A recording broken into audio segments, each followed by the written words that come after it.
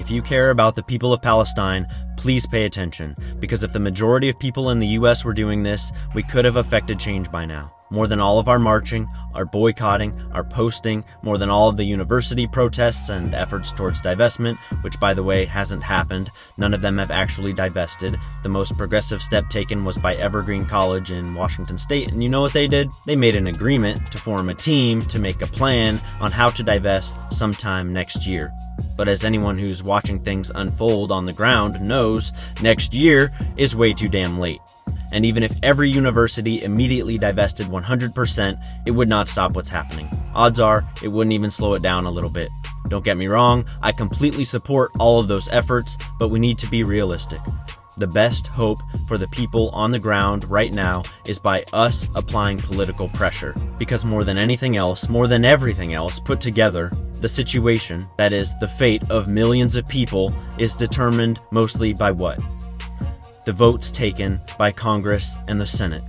That's where the decisions are made on whether to send weapons to Israel and whether to send aid into Gaza, which, by the way, they've already voted to defund UNRWA because they think they're getting away with it and can just keep collecting AIPAC checks in exchange for helping Israel forcefully starve people, and they think they will still get reelected because most of us are not paying close enough attention to their votes.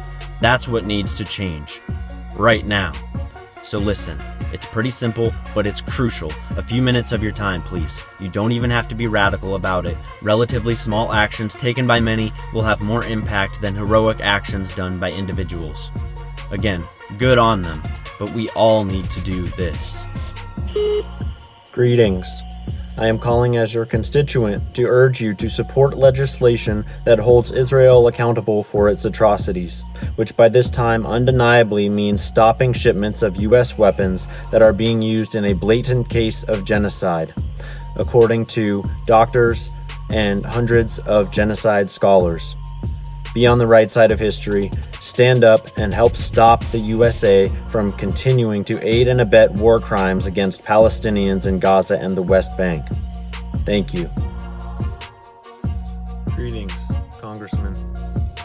I'm calling as your constituent to urge you to support legislation that holds Israel accountable for its atrocities, which by this time undeniably means stopping shipments of U.S. weapons that are being used in a blatant case of genocide, according to hundreds of doctors and genocide scholars. Be on the right side of history, stand up and help stop the USA from continuing to aid and abet war crimes against Palestinians in Gaza and the West Bank. Thank you. Hello, Hello, my name is... Hello, Representative. Hello, Senator. My name is Carrie. I am calling as your constituent to urge you to 1. Support any and all ceasefire resolutions. 2. Because that's clearly not enough as Israel ignores international law and performative U.S. political pressure, I urge you to oppose continued shipments of weapons as the IDF has committed numerous well-documented war crimes. 3. Support funding for the UN in Palestine, which is a crucial lifeline for the people there suffering an unprecedented humanitarian disaster as a direct result of Israeli aggression with U.S. weapons. This is absolutely essential. To fail on any of these points would amount to complicity in genocide as defined by hundreds of genocide scholars, who are immeasurably more reliable as a source of information than the Israeli military reporting on itself. The only way you will have my vote and that of the majority of my family and friends is if you follow through on these bare minimum of humanity at this time of state-sanctioned moral depravity. Thank you. To send your message, press 1. To send your message as urgent, press 2. Thanks. Your message was sent.